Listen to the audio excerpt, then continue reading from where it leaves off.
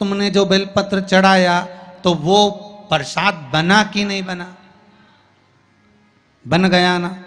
अब प्रसाद बन गया तो उस बेलपत्र को उठाकर लाकर खाना और खाकर अपनी औषधि के रूप में उसको स्वीकार करना, उसके बाद इस शरीर में चाहे शुगर हो, चाहे बीपी हो, चाहे ब्लड प्रेशर किसी भी रूप में हो, चाहे किडनी लीवर कुछ भी डैमेज हो रहा हो, डायलिसिस चल रहा हो, अब एक बार बाबा को चढ़ाकर उससे विनती कर कर तो लाओ कि हे शंभु, ये तेरे बल पर लेकर जा रहा हूं। मैंने सुना है तुझ पर जो चढ़ता है वो प्रसाद बन जाता है, और ये त्रिगुणाकार बेलपत्र को मैं लेकर जा रहा हूं, मैं खाऊं और बाबा इतनी कृपा कर देना कि ये औषधि का काम कर दे और मेरी बीमारियां समाप्त कर दे। ये शिव से कहो।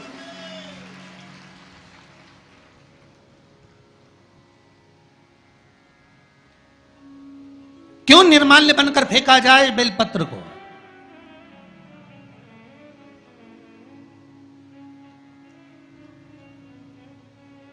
इस बेलपत्र के मूल तत्व को जिस दिन जानोगे, बैसाखी शिवरात्रि शिव महापुराण की कथा चल रही है रतलाम के पावन प्रांगण में, और लाखों लाखों लोग कथा को श्रवण कर रहे हैं।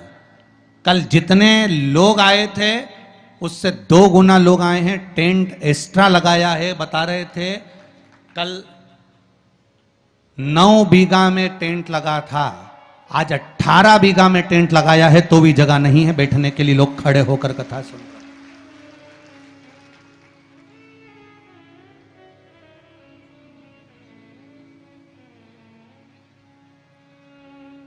और 18 बीघा के टेंट में भी जगह नहीं। पीछे पुरुष को आप एक निगाह अगर मारकर देखेंगे तो ढेरों में खड़े हैं, इधर देखो उधर देखो, जहां निगाह पहुंच जाए उधर देख लीजिए महाराज। लाखों लाखों लोग इस कथा को सुन रहे हैं। एक नियम बना लो बैसाख महीने से कि शंकर भगवान पर जो बेलपत्र चढ़ी है वो औषधि का काम करती है। शिव पर चढ़ी हुई बेलपत्र मंदिर में क्यों छोड़ें? क्यों नदी में हम इसको विसर्जन करें?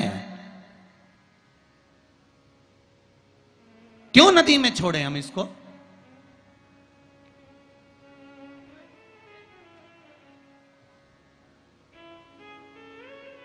उसको उठा लाए, उसका प्रयोग करा, खाया, और उसका जो फल हमें मिला वो जीवन का सुख। हम तो ब्राह्मणों से भी कहेंगे, जितने ब्राह्मण जन शंकर भगवान के मंदिर में पूजन करते हैं, जितने विप्र जन भगवान शिव के मंदिर में पूजन करते हैं, उनको करबद्ध निवेदन, उनके चरणों को प्रणाम कर कर, उनके चरणों को नमन कर कर, उन ब्राह्मणों के चरणों को नमन कर कर निवेदन करूंगा कि आप शंकर जी के मंदिर में कोई प्रसाद बांटो ना बांटो, जो बेलपत्र शंकर जी के मंदिर में चढ़ती है उस बेलपत्र को उठाकर धूप में डाल दो, सुखा लो, पीस लो, और पीसने के बाद उसकी पुड़िया बना लो।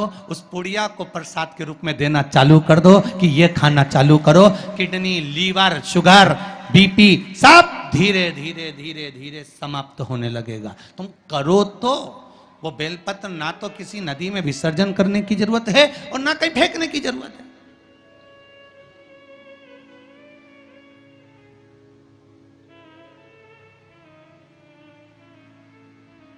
प्रतिदिन भगवान को तुलसी चढ़ाते हो ना, तो रोज भगवान को तुलसी उनके भोग में चढ़ाते हो, उनके सामने चढ़ाते हो, उनके सम्मुख में ठाकुर जी के तुलसी चढ़ाते हो, उठा लाए प्रयोग में लो, क्यों उसको विसर्जन में डालते हो?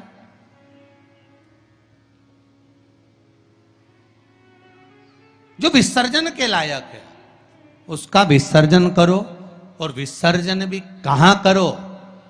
क्षिप्रा, गंगा, नर्मदा, सरयू या आपके क्षेत्र की कोई पवित्र नदी है, उस नदी में ले जाकर कोई निर्माल्य वस्तुएं मत पटको। आज वैसे ही इस पृथ्वी पर जल स्तर गिरते जा रहा है, उस पवित्र जल को हमें संजोना है। जो निर्माल्य की वस्तु मिले एकांत में किसी खेत में उसको एक खड्डे में डालकर इकट्ठा करो। जब उसकी खाद बन जाए तो जिस खेत में उसको डालोगे भगवान के प्रसाद को, वो खेत भी उज्जवल आनंद सुख प्रदान करेगा और कुछ ना कुछ अच्छा देना प्रारंभ करेगा। क्यों किसी पवित्र नदी को हम नष्ट कर रहे हैं? क्यों गंगा को हम कचरा डालकर नष्ट करें? क्यों यमुना को, सरयू को, छिपरा को हम नष्ट करें? हम उसको शुद्ध बनाने का प्रयास करें, हम उसको निर्मल बनाने का प्रयास करें। अपने गांव में, नगर में जो तालाब, जो बावड़ी, जो कुएं हैं, उनको हम निर्मल बनाने का प्रयास करें। शुद्ध बनाइए।